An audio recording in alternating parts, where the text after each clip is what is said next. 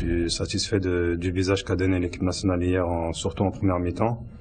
Ensuite, en deuxième mi-temps, on a été cueilli un froid par un coup de pied arrêté, chose qu'on travaille souvent, mais bon, des fois ça arrive de prendre but.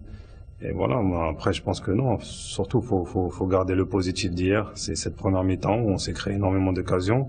On en a eu d'autres en deuxième mi-temps, on aurait pu notamment égaliser. Malheureusement, ça n'a pas été le cas. Et dans le football, c'est souvent celui qui marque qui gagne. Ah non, ça sera un match très difficile. Je pense qu'on n'a pas hérité d'un adversaire facile, on va dire, parce que la Guinée équatoriale, c'est un pays en croissance.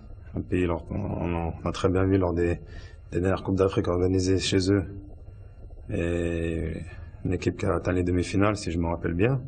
Une équipe qui a beaucoup de joueurs, on va dire, je pense qu'ils ont des origines espagnoles un peu, non. Donc c'est une équipe qui joue très bien au ballon et qui va être très dure à affronter, surtout chez eux.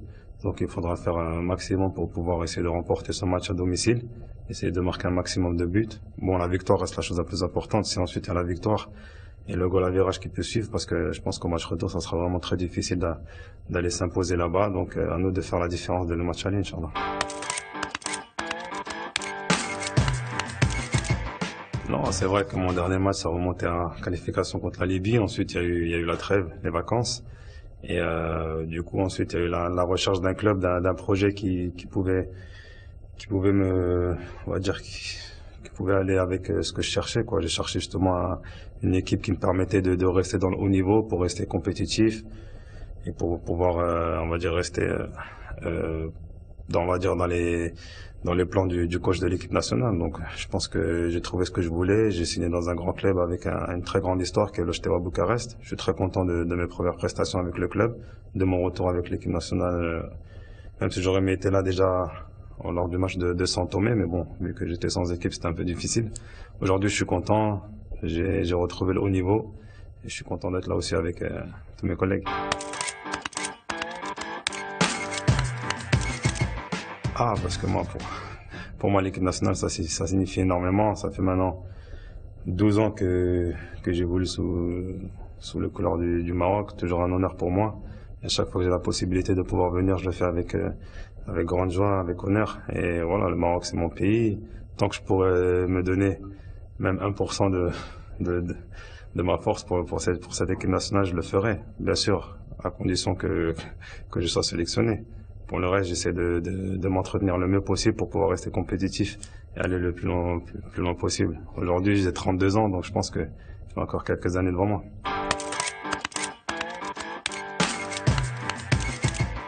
Qu'est-ce qui manque?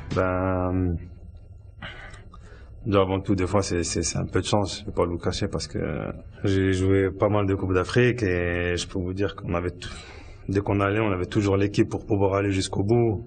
Déjà, le tirage ne nous a jamais été favorable. On a toujours pris l'équipe qui a organisé la Coupe d'Afrique. On sait très bien comment ça se passe. C'est pas souvent facile lorsqu'on joue à l'extérieur. Maintenant, qu'est-ce qui manque? Peu de chance, je vais dire. Je vous ai dit, les générations, c'était très belle. Peut-être que on manquait souvent des fois de rigueur. Ça dépend ça dépend des années. Des fois, on a manqué de rigueur. Des fois, on a manqué de chance. Et donc voilà, parce que c'est vrai que c'est frustrant lorsqu'on voit le niveau des autres équipes. Je pense qu'on n'a vraiment rien à envier à personne en Afrique. Malheureusement, peut-être que, je sais pas, nous manque de la rigueur. Ensuite, il y a eu énormément de changements. Au fil de toutes ces années, peut-être un peu trop de changements. Il n'y a jamais eu de continuité au niveau des entraîneurs, du temps de travail. Donc, c'est jamais facile à chaque fois de changer parce que chaque entraîneur a ses idées, il faut s'adapter. Chaque entraîneur amène ses propres joueurs. Donc, c'est jamais facile pour une équipe nationale. Déjà qu'on se voit pas souvent durant l'année. Donc, pour travailler des automatismes, c'est jamais facile.